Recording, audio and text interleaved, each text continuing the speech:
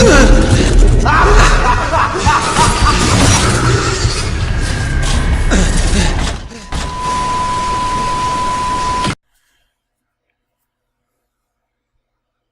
is said that when you take a picture of someone, you capture their soul in the camera. It is also said that if you print it off, that picture contains the soul itself, and you can control them with it. I'm not sure where to start. Do you know what the primordial soup is? A veritable ocean of elements, all floating around randomly.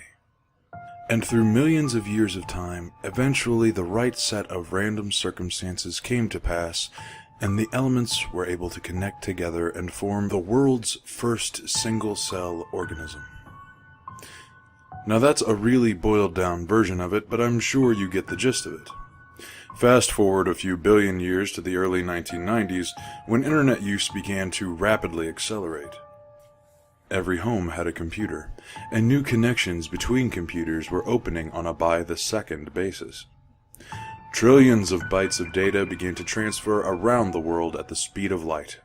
Music, text, sound, and most importantly, pictures.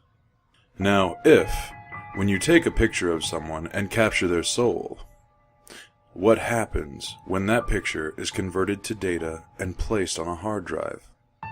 Does the soul follow? 15 years later, we believe so. We believe that when you take a picture of someone and upload it onto your computer, alongside the image data, a blueprint of the person's soul itself is imprinted on the file itself. Look at your pictures folder. How many souls reside in that folder alone? That's just the beginning, though. These soul blueprints each retain pieces of a puzzle, parts of the soul itself as well. Recently, a group of hackers, who referred to themselves as the Cardinals, took an interest to the theory and began experiments. They found anomalies within the binary sequences of images based on similar features of the person they had taken a picture of. A binary DNA, if you will. Now, these hackers had come to possess a set of 3 extremely important data files. 1 AVI, 1 JPEG, and 1 MP3, each of which possessing interesting, unexplainable qualities. The first, Cradle.AVI, depicts what appears to be a group of teenagers with a low-quality video camera, exploring the basement of a house. The quality of the video is distorted completely, beyond any comprehensibility, and the video is very low quality. For most of the video, the camera is passed around the group, handed back and forth, and jerked around too much to make anything noticeable out. But near the end, the camera turns at an odd angle, and you can semi-clearly make out a young girl standing in the corner, facing a wall. Her hair is long and black, and she is wearing some form of white dress. You only see her for a split second, but many people who have seen the video claim there just seems something wrong with her. A bit deformed, but not in a way anyone can explain. But the truly peculiar property of this video is what happens to the user's computer at the end of it. On the last second of the video, if not already so, the video will force full screen itself. Along with this, you are left with a 1-second looping clip of a window in a wall. It loops 15 times, and then the girl is seen again, standing on the other side of the window, with her back to the viewer, slowly wavering back and forth.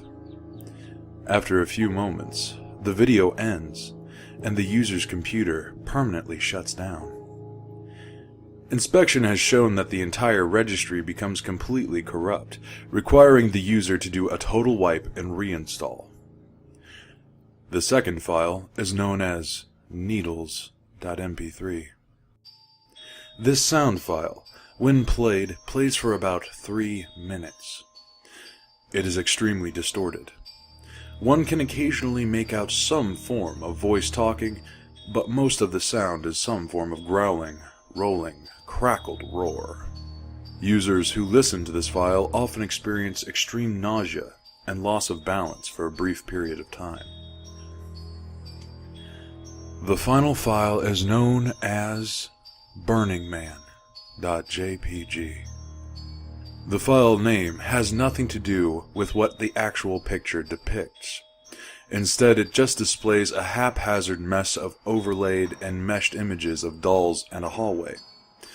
There also seems to be an image of a man standing with his head cast down in the background, but the image is too distorted to make anything out, much like the other files. The image, when downloaded and opened on a user's desktop, will proceed to stay permanently open on whatever program it is opened through. Not only that, the program becomes disabled. Nothing else happens. The image just permanently sits there on your desktop, unclickable, unminimizable, and you're just left there with the man's invisible gaze staring at you. From what the group of hackers were able to discern, the file seems to have precompiled into the data something along the lines of CMDAO. Yet, as complex and intricate as the program is, it works across all OS platforms, no one knows who the original creator is. In fact, few people have heard of it, as the file is uncopyable nor sendable. This in fact further adds to the mystery, as often receivers of this file will obtain it from random anonymous emails posted on forums on a download link, posing the question, how was that poster able to upload it? If you see any of these files, refrain from downloading any of them. They all have varying detrimental effects on your computer, from practically taking out your whole registry, corrupting System32, freezing your mouse, or crashing your computer. Now, onwards. This group of hackers, the Cardinals, took to analyzing these 3 files and comparing their odd behaviors. They had heard of other such odd files, images, data, etc., but were never able to get their hands on them, at least as far as we know, though rumor states they in fact were able to locate and collect all of the known files, like the original Smile.jpg, Barbie.jpg, even SuicideMouse.AVI. Not even the grifter was able to escape their grasp, rumor states. But rumor also states the grifter video even exists. But that's another story. Nonetheless, all of these files in hand, the group lined the files up and began to meticulously work through their binary 101 at a time, checking for similar strains and series of binary that matched. And they did manage to successfully do so, at least legend states. The result was 7 individual executable files that did nothing. Simply a gibberish pile of zeros and ones. They endlessly puzzled over the files, each tackling and execute each. They decided to name them after themselves. Lust, gluttony, greed, envy, sloth, wrath, and pride. At last they attempted to line the files up. Remarkably, something odd happened. The copies of the files quite suddenly meshed together. The result was a single, complete execute, already named Barelybreathing.exe. And what of this file? Well, not much else is known after that point. They were too smart to just execute it. They analyzed the file every possible way. Hex, binary, conversions, anything to figure out what this odd file would do. To no avail, even after forming together, it was an even bigger jumble of zeros and ones and made no more sense than the separate executes. They backed the file up on a flash drive and proceeded to run it. That was the last command found on their destroyed computers a week later. Their corpses had been disfigured beyond recognition.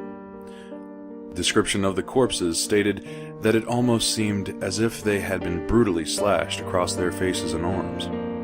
Every square inch of skin that had been bare had been mutilated, almost microwaved, and then sliced repeatedly by a micro-thin razor. The government attempted to hush up the event, but there was some media leakage, And because the Cardinals have been keeping a blog amongst themselves and a few close friends, it's closed down and deleted now, so don't go trying to find it. It quickly spread out as per what they had been attempting to accomplish, and if it was or was not related to their terrible deaths. And what of the flash drive? A friend, who knew of its existence, later checked the home of the group and was unable to find it. According to the report, the drive was found in the pocket of one of the group and had been taken into custody by the police, and then simply vanished. The trail continues on, far more though. The file resurfaces every few weeks around the globe. Governments attempt to cover it up, but some media leaks out, of course.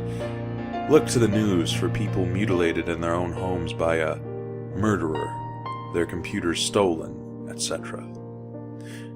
If you ever get a cryptic email with an attachment labeled Barelybreathing.exe, for fuck's sake, do not open it.